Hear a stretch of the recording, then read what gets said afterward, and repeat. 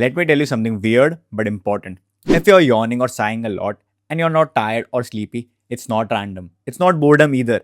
It's your nervous system saying, I'm overloaded, I need to reset. See, one or two sighs, completely normal. But when it's constant, it usually means your baseline breathing is off. Most people breathe shallow and fast and from the chest.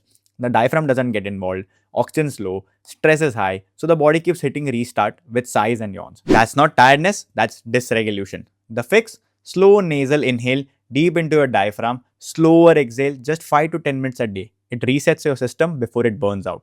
Your body always whispers before it screams. Listen early.